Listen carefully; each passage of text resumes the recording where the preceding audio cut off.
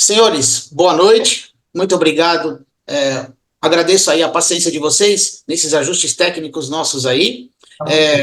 Meu nome é Fausto Batista, eu sou engenheiro civil, estou fazendo a primeira abertura do hall de palestras da Aleasp, nesse próximo biênio de 2024-2025. A Aleasp tem como fundamento a valorização profissional. Então, a gente vem atrás em buscar profissionais experientes, que possam trazer um pouco da sua vivência e um pouco das tecnologias em que trabalham as empresas, na melhoria da qualidade dos trabalhos de cada um dos profissionais, na valorização dos mesmos, né?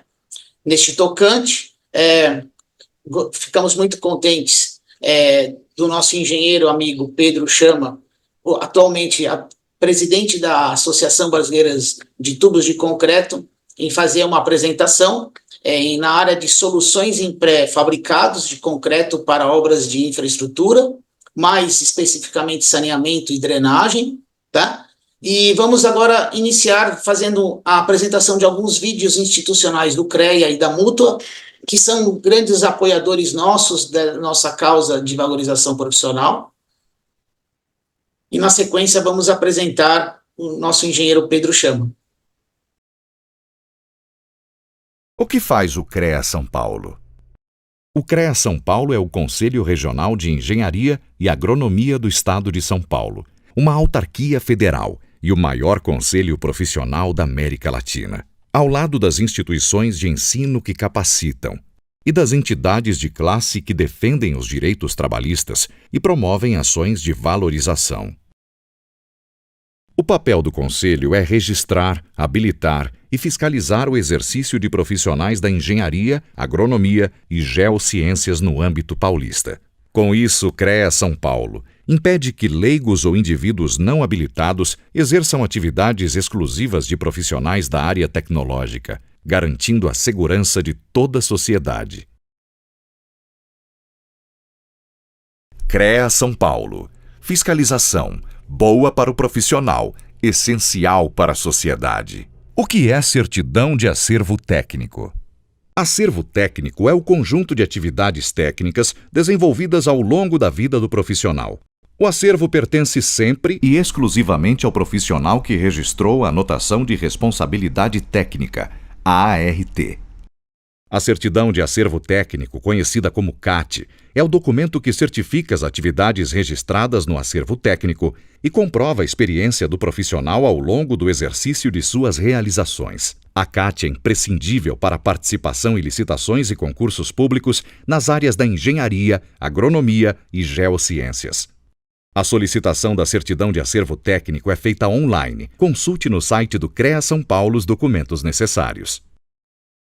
CREA São Paulo. Fiscalização. Boa para o profissional, essencial para a sociedade. O que é o registro profissional? Engenheiros, agrônomos, geólogos, geógrafos, meteorologistas e tecnólogos em profissões da área tecnológica precisam estar registrados no CREA São Paulo para exercer suas atividades.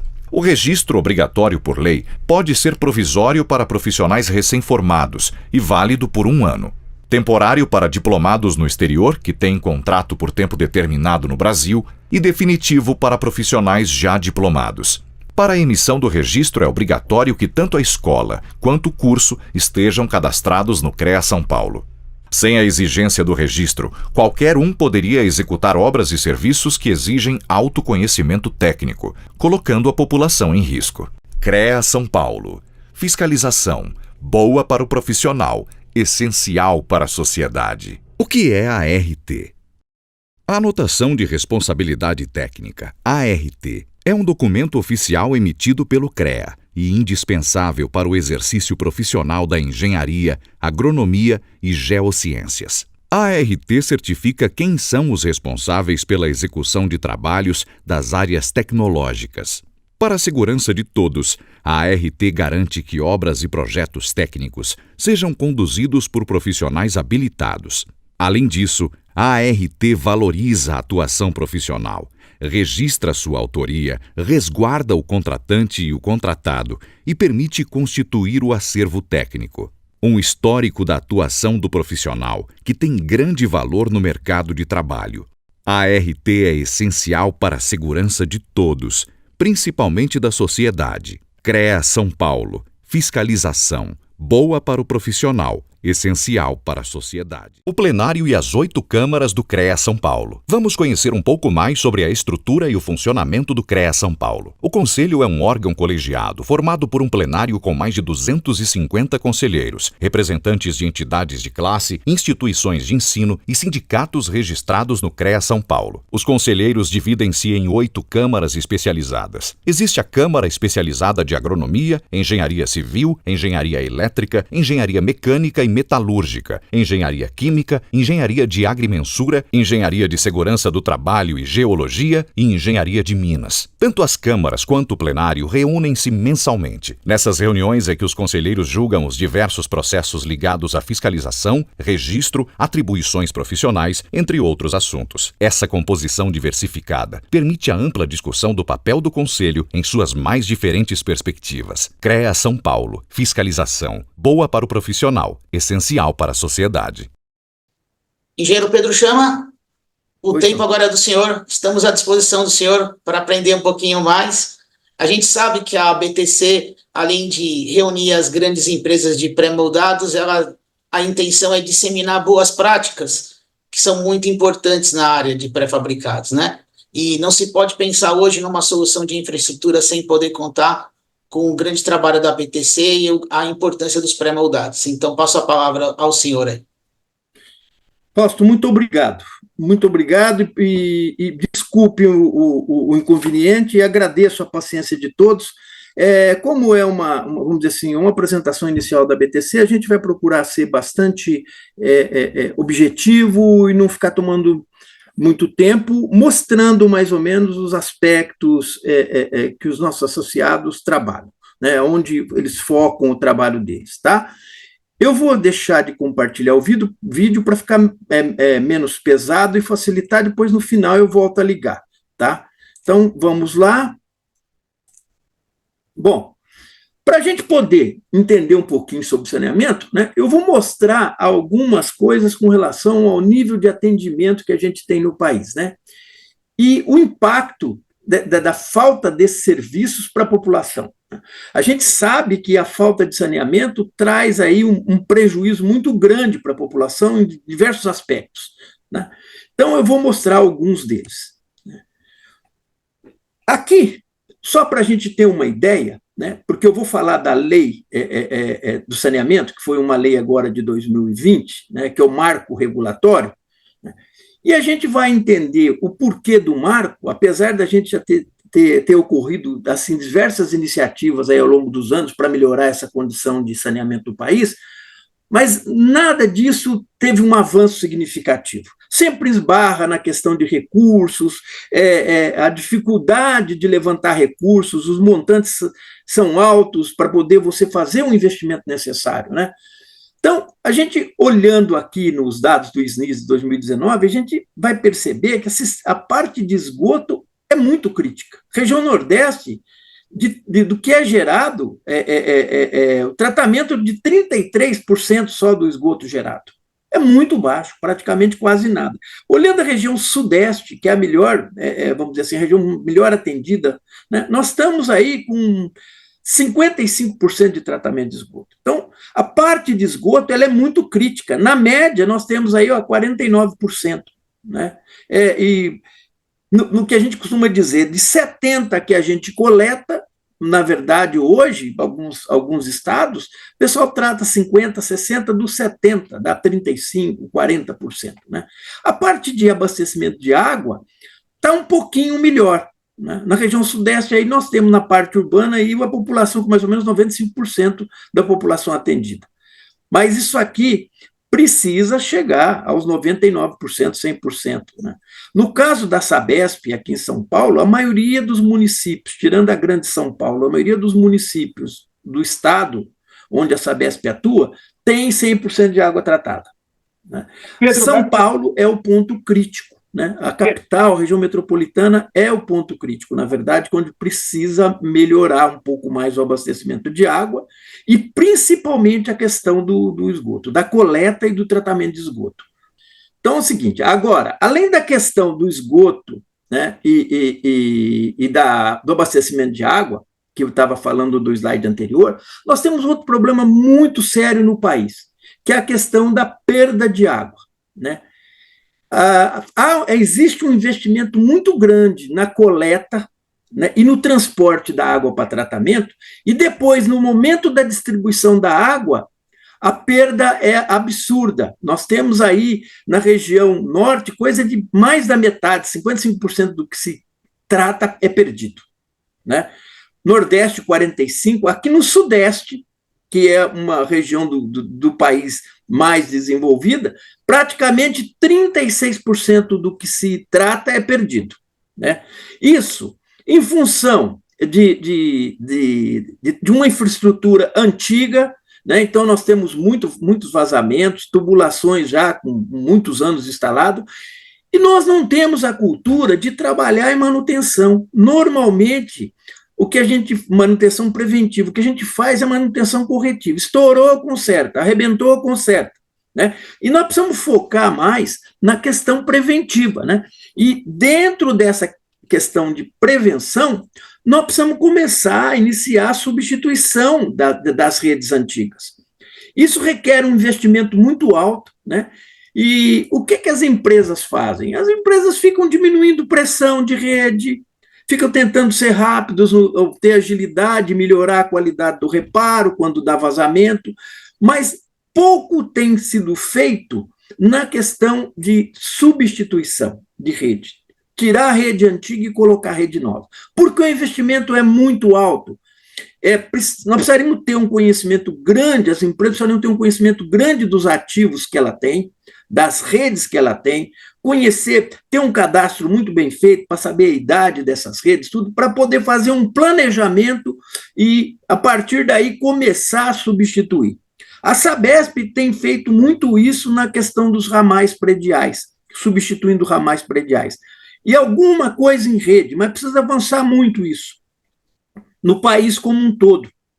Não diria a Sabesp só, mas no país como um todo. Porque senão nós vamos ter que continuar convivendo com esses números altos de perda de água, que é um negócio absurdo. Porque eu estou jogando energia, além da água, eu estou gastando com energia para poder bombear, para poder recalcar essa água do manancial até a cidade, estou gastando com execução de adutoras, etc., etc., e depois eu estou perdendo praticamente tudo aquilo que eu captei, metade do que eu captei eu estou perdendo, né? Então, isso precisa melhorar muito. Então, esses números da perda aqui, que está dentro do marco regulatório, mas o pessoal às vezes não fala muito, também é um ponto que precisa ser bastante atacado, né? Mudou o slide? Mudou. Tá. Então, problemas devido à falta de saneamento, né? Então, o que a gente tem? A gente tem aí a questão de risco à saúde da população, contaminação do meio ambiente e um outro negócio chamado desvalorização imobiliária. Quem é que vai comprar imóvel em região onde a gente tem uma situação parecida com isso aqui? Os córregos todos poluídos, esgoto sendo lançado a céu aberto. Muito complicado, né? Então, é uma coisa que a gente vem convivendo, principalmente nos grandes centros, e que cria muito problema. Tá? Aqui, o que a falta de saneamento acaba impactando, né? Em 2019, foram registrados, isso aqui dados do DataSUS de 19, tá? E publicado pelo Instituto Trata Brasil, nós tivemos mais ou menos 273 mil internações em função do problema de falta de saneamento. Gastos de 108 milhões com internações no SUS. Mais de 81 mil crianças de 0 a 4 anos internadas. Então, veja o reflexo disso, da falta de saneamento, na questão da saúde, né? Existem aí alguns trabalhos que dizem que para cada R$1 investido em saneamento, eu economizo 4 em saúde. Tá? Então, aqui a gente tem alguns números assustadores, né? Outra coisa, na questão da educação, a diferença em anos de educação formal de uma pessoa que habita uma residência com saneamento e um sem esses recursos é cerca de 4,1 anos. Quer dizer, quem tem saneamento, na verdade, do ponto de vista educacional, está na frente. Né? Quem, na verdade, tem a falta de saneamento acaba ficando aí para trás na questão educacional. Né? Em 2017, quem morava em domicílio sem acesso à água e sem coleta de esgoto, escolaridade 25,1 menor que uma pessoa que residia em moradia com acesso a saneamento. Outro número absurdo. No trabalho, trabalhadores que residiam em moradia sem acesso a saneamento básico recebem 52,4% menos que quem vive em residência com saneamento. Afeta salário também de quem não tem saneamento.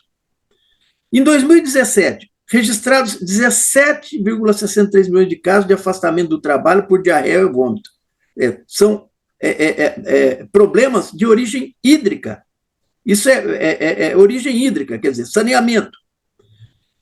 E no turismo? Ganhos de renda no Brasil, devido à universalização do saneamento, o pessoal estima que nós vamos ter um ganho de 2,1 bilhões por ano a partir do momento que a gente melhorar a questão de saneamento. Isso aqui do Instituto Trata Brasil e do SNIS também, esses dados. Então, em função de tudo isso que a gente viu, né, o que o governo fez? Bom, vamos tentar resolver a questão. De que forma? Foi promulgada uma lei, a 14.026, em 2020, tá, chamado Marco Legal do Saneamento, estipulando metas e prazos para poder melhorar a situação de saneamento do país. Né? Dando prazo até 2033 para que 99% da população estivesse atendida com água potável e 90% com coleta e tratamento de esgoto. Tá? Para mim, é um desafio absurdo. Nós já estamos em 2024. A gente sabe que para a gente ter o atendimento, eu vou precisar trabalhar na questão de projeto. Falta projeto. Eu vou precisar licitar projetos, contratar esses projetos, fazer esses projetos, para poder já começar a cuidar do assunto. Depois eu tenho que licitar as obras, de acordo com esses projetos que foram feitos, executar os serviços e aí colocar em carga as redes que eu tenho que fazer, seja de esgoto ou de água. Né? E um outro detalhe, com esse marco legal, a ANA deveria ter feito uma série de normas. Por quê? Para regular quem não cumprir as metas. O que vai acontecer? Foi privatizado? Foi para o setor privado? Não cumpriu, o que eu faço? Tomo do setor privado? Bom, eu vou tomar, como é que eu vou reembolsar o investimento que já foi feito? Existe um contrato, esse contrato tem regras. Eu preciso ver como é que eu lido com esse contrato. Se eu for tirar a empresa que não cumpriu, o que eu faço? Vou reembolsar a empresa? Não vou? É como uma empresa que hoje está na Sabesp, que quer sair. Ela tem que pagar o investimento se ela quiser sair antes do período do contrato assinado, 25, 30 anos, ela tem que pagar o investimento que foi feito. Nós não temos hoje as normas que a agência reguladora não fez, a ANA não fez. Né? A gente tem visto até agora muito pouco projeto andando. Então, eu particularmente, isso é uma opinião pessoal, né? Eu torço para que eu esteja errado. Eu acho muito difícil esse prazo de 2033 ser cumprido. Né? Porque nós já estamos aí há praticamente 3, 4 anos e eu ainda não... ainda vejo os comentários de que está faltando projeto, Precisa trabalhar na questão de projetos para poder começar a executar as obras. Né?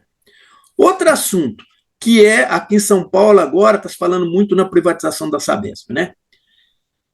O que vai precisar de dinheiro para cumprir isso? Né?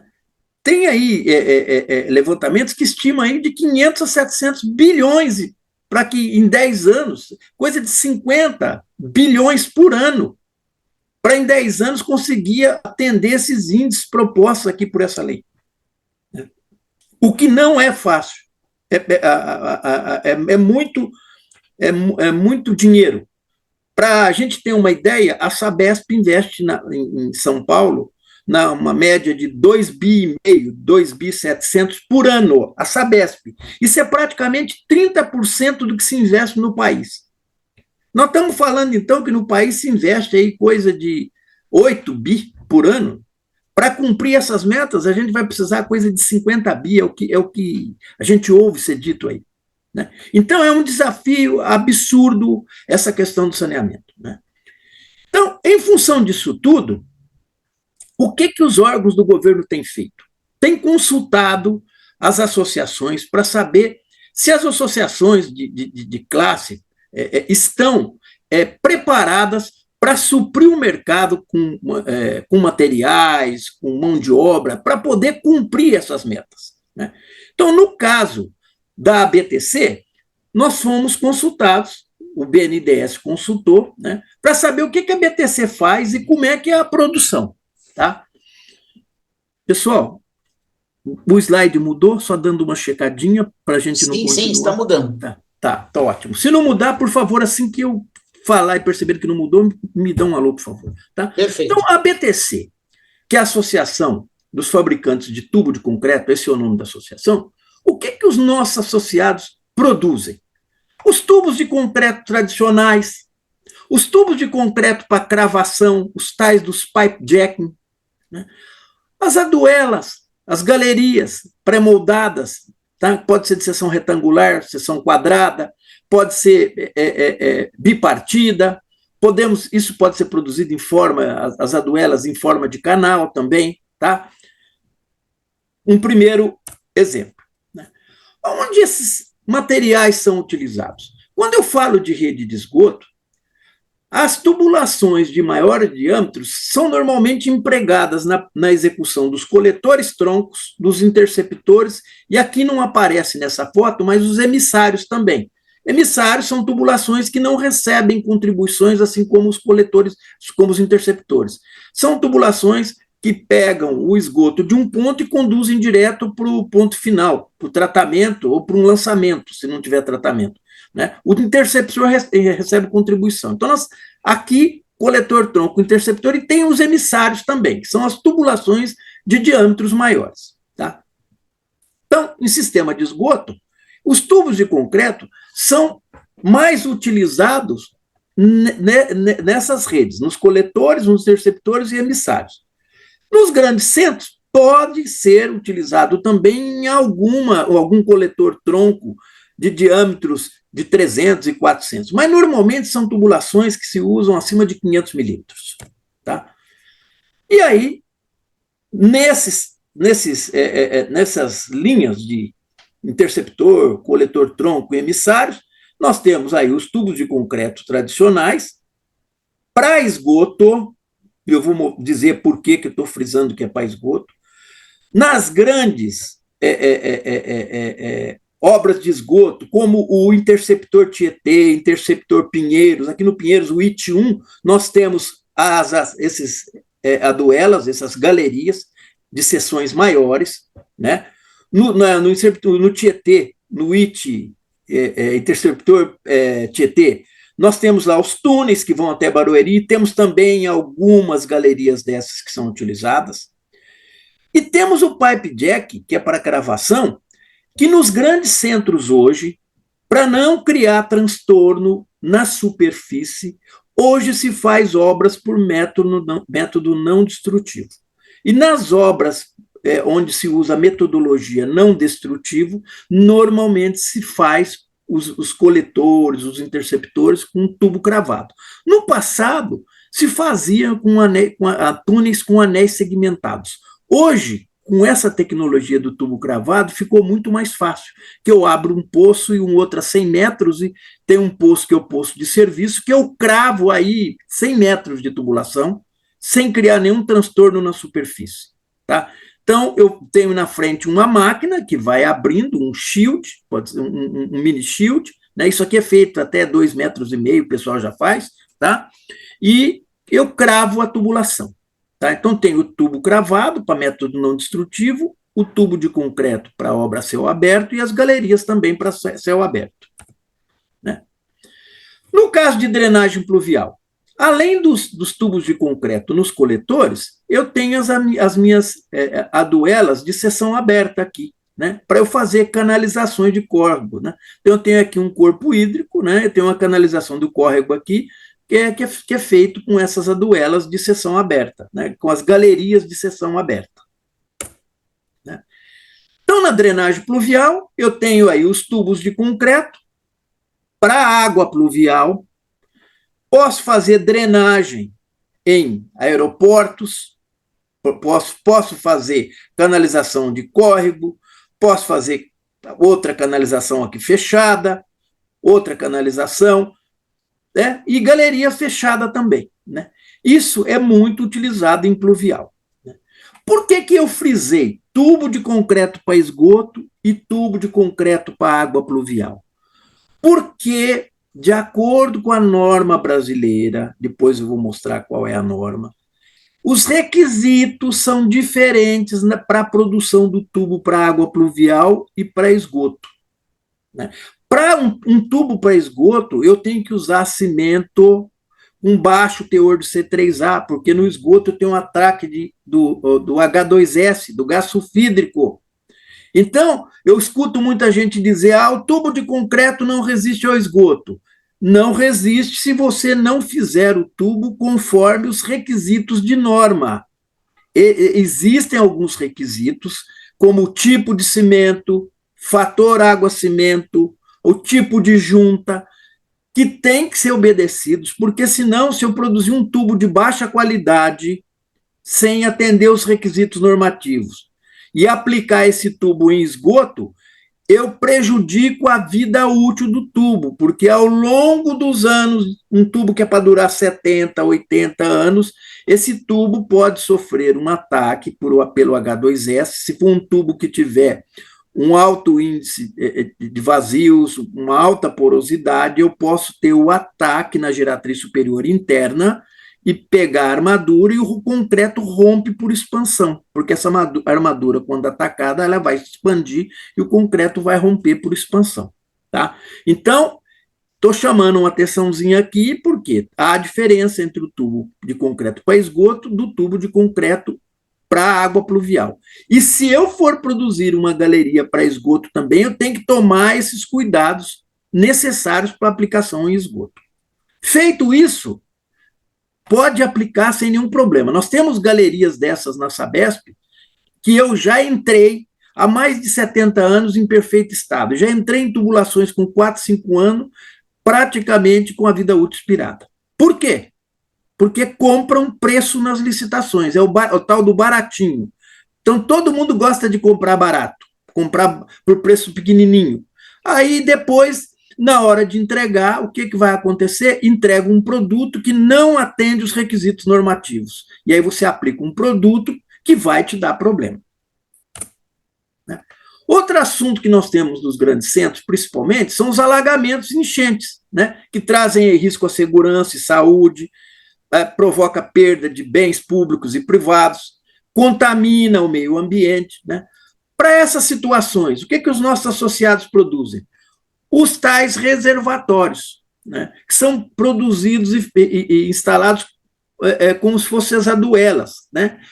Na verdade, são as galerias, que são montadas de uma forma como reservatório. Esse reservatório ele pode ser para eu acumular água e depois reutilizar essa água, né, para reutilização, ou posso também, como faz com o piscinão, o trabalho piscinão. Eu acumulo e depois eu libero de forma controlada na rede pluvial para evitar o problema de enchente, né? Então, nós temos em São Paulo aí alguns piscinões instalados aí justamente para não deixar só por conta das galerias, porque a gente impermeabiliza tudo e depois acha que a galeria vai resolver o problema, e não é. Nós precisamos ter um sistema como um todo montado para poder diminuir a questão de enchente, e não deixar tudo na responsabilidade da galeria. Então, os piscinões são aí uma alternativa que ajuda no controle das enchentes, assim como as galerias. Pois não? Posso continuar? Pode sim. Próximo. Bom, tendo em vista isso que eu falei, algumas cidades e alguns governos estaduais aí promulgaram algumas leis, né, com relação a reservatórios de água de chuva. Aqui em São Paulo, por exemplo, nós temos leis estaduais e municipal que obriga a construção de reservatórios, né, em locais onde há alagamento, para evitar a sobrecarga do sistema de drenagem. Né, e também para reuso, né, para rega de jardim, lavagem de veículo, de calçada, etc. Né. Um exemplo real é a cidade de São Paulo, aqui, a lei 13.276, que tem a tal da lei das piscininhas, e o decreto 41.814, que se trata da construção de reservatórios para edificação maior que 500 metros quadrados. E para o estado de São Paulo nós temos a lei 12.526, que são leis que tratam desse assunto, da questão dos reservatórios. Né? O que mais os nossos associados na BTC produzem? Né? Nós falamos dos tubos, falamos das galerias, falamos dos reservatórios. Né? Nós temos também norma para postos de visita, postos de inspeção, caixas pré-moldadas. Por quê? Quando eu vou fazer uma rede, por exemplo, de esgoto, citando um exemplo, toda vez que eu tenho mudança de direção, mudança de declividade, mudança de diâmetro, mudança do material, né, eu preciso lançar mão de poços, né, para fazer essas mudanças, ou de direção, ou de declividade. Eu não uso, como eu vou usar numa rede de água potável, usar conexão, ficar usando conexão. Nas redes de esgoto de menor diâmetro, eu uso lá a conexão para fazer a ligação. Mas são redes de 100 milímetros, 150 milímetros, 200 até, vamos dizer, até 250 milímetros. Rede vai aí até 315, mas as tubulações de 500, 600, 800, daí para cima, normalmente, o elemento que me ajuda a mudar de direção, ou eu mudar a declividade, o diâmetro, como eu já falei, são justamente os poços e as caixas. Né? E, além disso, também, eu preciso ter esses poços para fazer manutenção. Né? Os postos de visita, eles permitem a entrada de pessoas, eles têm dimensões maiores que os postos de inspeção. Os postos de inspeção, eu consigo introduzir equipamentos para fazer desentupimentos, etc. e tal. Os postos de visita, eles permitem a entrada, inclusive, de pessoas. Tem uma série de requisitos para você entrar num posto de visita, mas já são de dimensões que permitem a entrada. E temos também as caixas, que sempre são muito usadas também. Tá? Então, são, entre aspas, acessórios ou singularidades que existem nas redes, onde eu uso aí os postos e as caixas para essa finalidade que eu disse aqui. Tá? Outra coisa, tem casos para coleta de chorume de aterro sanitário, né? Onde você precisa, às vezes, em situações críticas, de galerias de seções bem robustas, né? Como é o caso dessa aqui, num aterro aqui em São Paulo, com 119 metros de terra sob essa peça. Né? É uma duela pré-fabricada de 80 por 1,90 por 1,035, assentada em linha dupla. Isso aqui é num aterro, foi produzida por um dos nossos associados, né, a Fermix, para uma situação específica, né, para a questão do chorume, para a coleta do chorume. Né?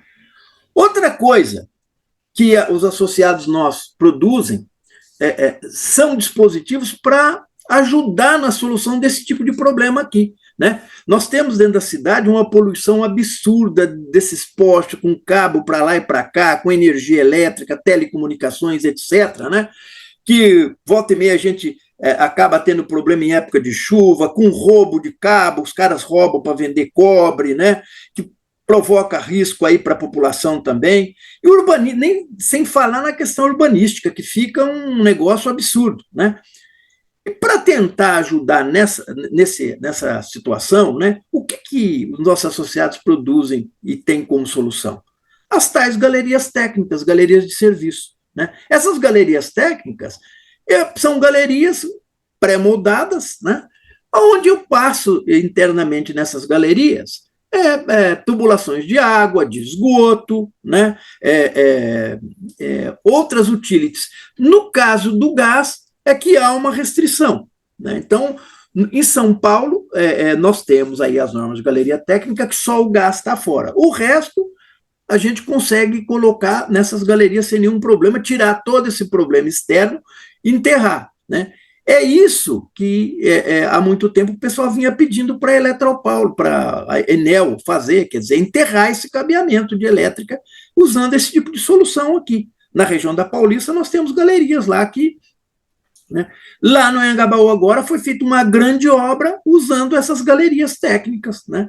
Lá no toda a área central de São Paulo, né? Pode ser galerias, as galerias podem ser visitáveis ou não visitáveis, né? Posso ter ela de seção circular, seção retangular, ou seção quadrada, né? Posso produzir na seção desejada, né? E visitável ou não, posso fazê-la né? Na minha opinião, eu acho que faz sentido mais fazer sempre visitável, justamente porque você quer tirar tudo que está aéreo aí, enterrar e facilitar a manutenção, organizar, vamos dizer assim, as nossas instalações. Outra coisa, mas eu preciso fazer alguma coisa num local onde eu não posso abrir vala, não posso criar nenhum problema na superfície. Pode-se optar também pela execução do método não destrutivo, né? Que é outra metodologia, que eu já mostrei anteriormente, que dá para se fazer galeria técnica também, né? O custo disso aqui, de execução, é um pouco maior, né? Mas também perfeitamente possível. Outro foco que os nossos associados têm é justamente substituir algumas soluções antigas, como o caso de pontes, etc., que eu tenho aí madeira, né, em estradas vicinais, mesmo estradas de maior movimento, né, fazendo o quê? Fornecendo as aduelas, e as aduelas são usadas como pontes. Isso dentro de São Paulo, a gente vê aí que tem vários córregos aí, que a gente tem uma passagem em cima de veículo, embaixo, a canalização de um córrego, né? Isso é calculado perfeitamente para essa sobrecarga rodoviária que eu tenho, né? E sem nenhum problema, né? É uma solução muito usada. A gente tem muito isso em algumas estradas pelo estado, dentro da cidade. São Paulo, se a gente começar a observar em alguns canais aqui, alguns córregos, a gente vai ver que a gente tem solução desse tipo, onde a gente tem uma passagem fluvial e a gente tem o trânsito em cima dessas aduelas aí, né, que são as pontes com aduela, né? Aqui um outro exemplo, né? Passa-fauna. Hoje em dia é muito comum com a questão ambiental, né, se fazer passa-fauna aí para evitar morte de animais aí nas estradas. Então se faz ali as passagens, né, com tubulações, né, ou com galerias, né, para passagem de animais, né, para evitar que esses animais saiam na pista, provoquem acidente, e morram animais, e também provoquem acidente e coloquem em risco a vida aí das pessoas. Tá?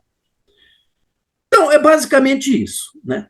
Agora, o que é importante, né? O importante é ter a solução e ter essa solução com norma, para que você, na hora de comprar uma solução dessa, você tenha em norma quais são os requisitos que esse produto deve atender, né? No caso de tubo de concreto, a norma que o fornecedor deve atender para produzir o tubo é a NBR 8890. Essa norma trata de tubo de seção circular para água pluvial e esgoto. E aqui dentro a gente tem todos os requisitos para se produzir um tubo com qualidade, tanto para água pluvial, para drenagem, quanto para esgoto. E aí, se a gente observar nessa norma, a gente vai perceber que há diferenças nos requisitos para tubo, para pluvial e para esgoto. Para duelas, galerias celulares pré-moldadas, também nós temos norma, a 15396, onde a gente tem nessa norma os requisitos para você produzir uma galeria de boa qualidade. Para poços de visita, nós temos a 16.085, poços pré-moldados também, né? Onde tem aqui os requisitos para você produzir um poço com qualidade. Para as galerias técnicas, nós temos uma norma, a 16.584 também, que apresenta os requisitos para a produção dessas galerias, né? Para o pipe jack, nós temos para o tubo cravado, né, também uma norma, que é a 15.319. Né?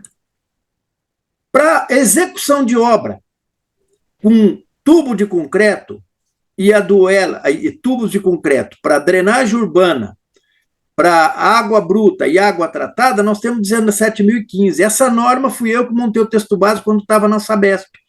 E está dividido em tubo rígido, semi-rígido e flexível. Então, eu consigo aplicar essa norma para tubo rígido, que é o concreto e cerâmico, consigo aplicar essa norma para executar obra com semi-rígido, que é o PRFV, por exemplo, é um tubo semi-rígido, né? Alguns tipos de ferro fundido de maiores diâmetros são semi-rígidos, e para tubos flexíveis, aço, PVC, polietileno, está tudo aqui dentro, quais são os requisitos para executar a obra com esses materiais.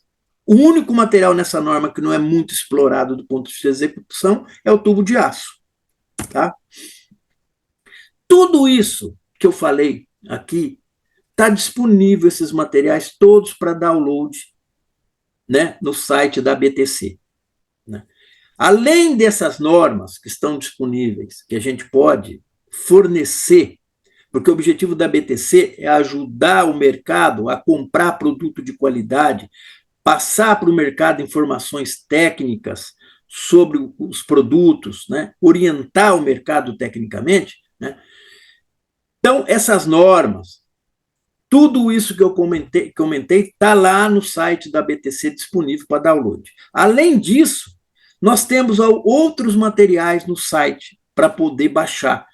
São orientações para montar edital de licitação, software para cálculo da classe de tubo. Quando eu vou aplicar um tubo, eu preciso saber que tubo que eu uso lá, qual é a classe de resistência. Se é para pluvial, eu tenho PA1, PA2, PA3, PA4. Tubo para pluvial armado de classe 1, 2, 3 ou 4. Se é para esgoto, eu tenho o EA2, EA3, EA4, esgoto armado, classe 1, classe 2, classe 2, classe 3 e classe 4. Tá certo? E nós temos um software que, de acordo com a instalação, com o tipo de solo, se tem carga rodoviária ou não, uma série de parâmetros, porque o que manda para eu ter uma classe de resistência não é só a altura de terra que está sobre o tubo, tem outros requisitos que são importantes para calcular a classe de resistência. Nós temos um software que faz isso, que facilita a vida de quem tem que, no dia a dia, especificar um tubo para uma determinada obra, para dizer para ele, olha, para essa situação você vai precisar desse tubo com essa classe de resistência. Ele vai lá na norma, escolhe o tubo no diâmetro que ele precisa naquela classe de resistência. Nós temos comparativos técnicos entre tubo rígido e flexível, porque há uma confusão grande no mercado. O pessoal acha que tubo é tudo a mesma coisa, tudo se assenta, se executa a obra da mesma forma, e há uma diferença brutal entre tubo rígido e flexível. A instalação de um tubo rígido é totalmente diferente de um tubo flexível, que é um tubo de PVC e de polietileno. Um tubo de plástico tem que trabalhar com envoltória, confinado, não pode trabalhar como um tubo rígido, senão ele vai defletir e vai ter inversão de curvatura e vai colapsar. Temos bibliografia sobre projeto, execução de obra, a parte de qualidade e outras mais, né? O que a BTC hoje tem e pode disponibilizar no mercado de forma direcionada, se algum setor precisa, né? Fazer uma palestra, por exemplo, mostrando a diferença entre tubo rígido e flexível, para aplicação em drenagem e esgoto, para que as pessoas entendam que estruturalmente se comportam de maneira diferente. Um tubo rígido se comporta estruturalmente diferente de um tubo flexível. Então, um tubo de PVC, de polietileno, de aço, se comporta, quando instalado, totalmente diferente de uma manilha cerâmica ou de um tubo de concreto. E eu preciso ter cuidados diferentes na aplicação. Como que especifica corretamente para comprar e aferir a qualidade de tubo de concreto? Como que eu elaboro um projeto de dimensionamento estrutural de tubo de concreto? Como receber e instalar tubo na obra? Né? Recebi o tubo, posso empilhar? Quantos tubos eu posso colocar em cima do outro? Coloco na horizontal ou na vertical para não danificar? De que forma eu armazeno ele na obra? Como é que eu carrego, que eu descarrego, para evitar dano? E temos também, para quem quiser usar o software, um treinamento para orientar como é que usa esse software. No dia 3 agora, de maio, eu vou dar um treinamento para a Sabesp, mostrando para eles como é que eles usam esse software. Para quando eles contratarem um projetista para poder calcular uma obra, calcular tubos para uma determinada obra, eles saibam como conferir, saber se está certo ou não. Disponibilizamos isso também para os projetistas, para que eles tenham esse software e possam usar o software para cálculo da classe de resistência. Pessoal, basicamente é isso. Eu queria novamente me desculpar com vocês. Eu tentei, não, porque já são 8h10, não tomar muito tempo de vocês. Nós começamos às 7 horas. Eu sei que muita gente trabalhou o dia todo, deve estar cansada. Aí vem um maluco aqui, fica falando, como eu estou falando aqui, um tempão aí, cansando as pessoas. Então, eu procurei ser rápido, tentar passar essa informação inicial o mais rápido possível para vocês. Gostaria de nos colocar à disposição para aquilo que vocês precisarem de informação da BTC ou de uma palestra específica sobre um determinado assunto, nós estamos à disposição de vocês. E, mais uma vez, agradecer você, Fausto, por nos convidar, abrir essa oportunidade e dizer que nós estamos à disposição. Se você precisar para algum outro tipo de atividade, nós estamos aí para procurar atendê-los, tá bom? Muito obrigado a todos e se alguém quiser fazer alguma pergunta, eu estou à disposição. Se eu souber, eu respondo. Se eu não souber, eu prometo que eu arrumo uma resposta. Né? O importante é a gente dar a solução. Nem sempre a gente tem a solução. Pedro, muito obrigado pela palestra. Eu gostei muito desse último slide aí, que acredito que vão ter outras palestras ou outros eventos que a gente possa colaborar, ter a contribuição da ABTC para a melhoria da qualidade dos nossos projetos. Acredito eu que há muito que a ABTC possa subsidiar aos projetistas aí, a todos os profissionais interessados na área de infraestrutura, né? Eu tenho uma pergunta, né? O controle de qualidade, a gente sabe da peça, ela é muito melhor. Você tem uma otimização do tempo também, a agilidade da construção, durabilidade, porque você tem um controle tecnológico muito melhor na peça pré-fabricada, na peça pré-moldada, né? E uma organização melhor do canteiro. Dentro desses conjuntos, tem mais alguns aspectos positivos a gente trazer para as peças? Bom, o pré-moldado, primeiro, a qualidade, você já disse isso, mas eu vou voltar a comentar sobre isso, que eu acho que é importante. Primeira coisa, é uma peça industrial, eu estou fazendo com controle de qualidade dentro de uma fábrica, é diferente do moldado em loco. Né? Então, a qualidade, sem dúvida nenhuma, é um aspecto muito importante, porque as condições de contorno são muito mais favoráveis numa peça, quando eu estou produzindo uma peça industrialmente, dentro de uma fábrica, e em relação a quando eu estou fazendo alguma coisa moldada em loco. Outra coisa que tem é agilidade. Né? O pré-moldado, ele traz agilidade, ele traz um ganho muito grande, vamos dizer assim, no prazo de execução da obra, na produção. Eu consigo ter uma produtividade maior. Né? Então, esses dois aspectos são dois aspectos que eu acho que existem outros, mas esses acho que são aspectos importantes, são dois grandes aspectos que eu acho que traz como vantagem. Eu acho que hoje em dia, a não ser para situações muito específicas, eu não vejo sentido em se fazer galeria moldada em loco. Não faz o menor sentido, eu acho. O pré-moldado vai trazer uma série de ganhos. E a hora que você fala em peça industrial, eu estou falando também de como eu estou com o controle de produção na mão, eu estou falando também que eu vou fazer uma peça com certeza que será mais durável. Porque eu garanto cobrimento de armadura, a qualidade da superfície é muito melhor, a questão a questão do adensamento que eu vou fazer, eu garanto uma absorção menor da minha peça, com isso eu aumento a durabilidade da peça. No campo, eu tenho uma série de agentes que acabam não contribuindo muito para. Obrigado, vou abrir a câmera aqui. Alguém me deu uma dica lá, desculpa. Eu tenho uma série de fatores que, às vezes, não me ajudam muito. Agora, vamos falar, não se faz mais moldado em loco? Não é isso. Eu não seria louco se eu falasse um negócio desse. Eu acho que em determinadas situações, né, engenharia é isso. Em determinadas situações, eu tenho que ver a solução para aquela situação que melhor atende. Então, o moldado em loco é uma solução que existe, que pode ser utilizada, né? Mas em algumas situações eu acho que abrir mão de pré-moldado não é muito conveniente, vamos dizer assim. Eu acho que Com é dar um certeza. tiro no pé, vamos dizer assim. Dar um tiro no pé, verdade.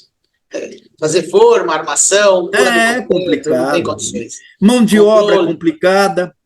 Hoje em dia a gente tem dificuldade de mão de obra. Eu trabalhei muito em obra, é muito complicado. É uma dificuldade danada para se arrumar uma mão de obra de qualidade, né? Com certeza. E quais são os próximos desafios da ABTC na gestão que o senhor está? O que o senhor sente de desafio da ABTC nos próximos anos? Eu acho que o grande desafio que a gente tem hoje é o desafio técnico de esclarecimento de mercado. Infelizmente, Fausto, infelizmente, eu convivi com projetistas quando estava na Sabesp e não digo todos, a gente não generaliza nada, mas mesmo hoje, aí, quando a gente sai de São Paulo, eu fui dar palestras em vários estados aí, de norte, nordeste, há uma carência muito grande de informação.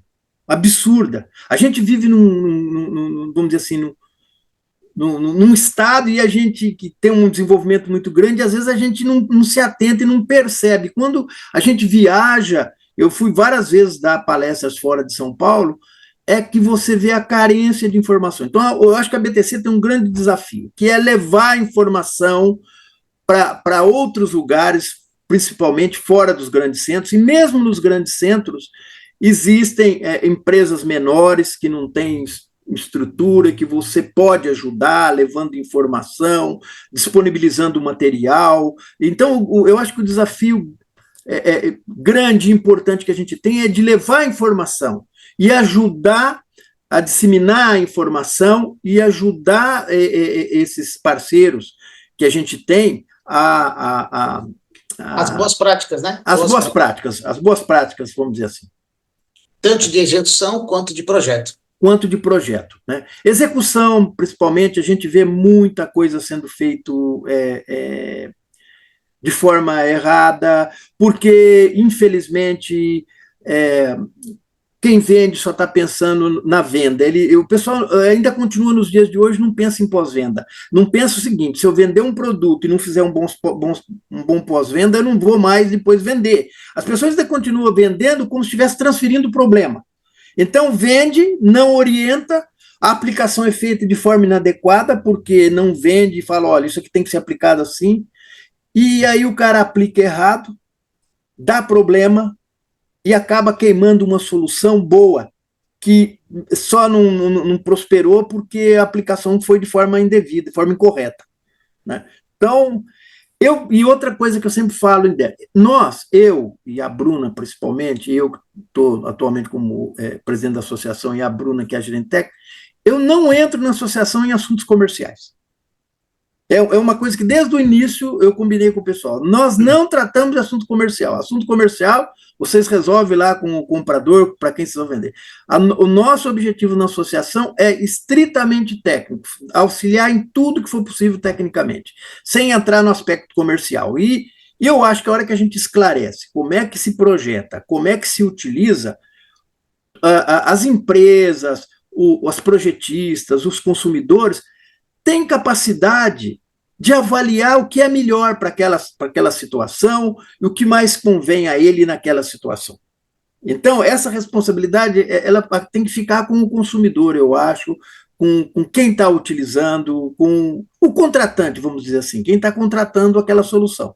Então, a gente acredita que se levar a informação, o contratante ele consegue fazer isso com uma boa...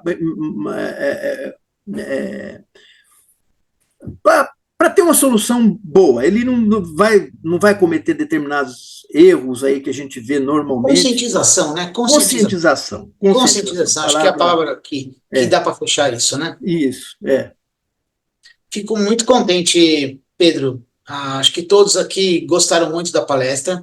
Eu tenho certeza que haverão outras. Acho que há uma necessidade. Eu estou falando em nome da minha empresa de projetos e gostaria de estreitar mais esse relacionamento para fazermos um novo rol de outras palestras e outras aplicações aí.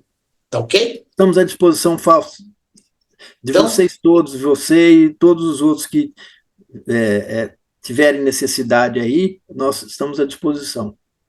Então tá bom. Agradeço a todos a presença, o tempo precioso do nosso engenheiro Pedro Chama, com toda essa nossa experiência aí. Em nome da Aliasp, eu dou como encerrada essa palestra e agradeço a todos aí. E um bom feriado, acredito que sim, né? Muito obrigado. Para todos vocês, um ótimo feriado. Então tá bom, muito obrigado. Obrigado a vocês. Um abraço aqui, tá bom? Um grande abraço a todos. Um abração, obrigado. Obrigado a vocês todos pela presença e paciência. Obrigado. Tchau, tchau. O que move um engenheiro? Tudo o que ele estudou? As vocações que ele tem? O que ele faz de diferente? É a profissão com maior número de especializações. São tantas. É como poder escolher e ser o que quiser dentro da engenharia. Do desejo sonhado de criança ao encontro das verdadeiras aspirações. O engenheiro é desbravador por natureza. Tem muitos interesses. Estudou muitas disciplinas. Reúne em si mesmo várias habilidades e conhecimentos. Ciências, matemática, física, criatividade. E o olhar investigativo às novas descobertas. Dos rabiscos, o engenheiro começa o seu entendimento de projeto. Racional demais? Não. Racional e intuitivo. Não existe criação sem a intuição. Não é por acaso que a palavra engenheiro veio do antigo francês e do latim para significar talento, inventividade, destreza incomum. A capacidade de encontrar soluções para problemas tecnológicos, práticos e muitas vezes complexos. A engenharia é um trabalho de largo fôlego. Toda construção é aberta à possibilidade de progredir. Na química, na energia, na infraestrutura, na produção das indústrias, na agronomia, nas geociências, nos alimentos, em todos os campos úteis à sociedade. A engenharia está em quase tudo que você imaginar. Tem sempre um engenheiro fazendo mais por você. CREA São Paulo.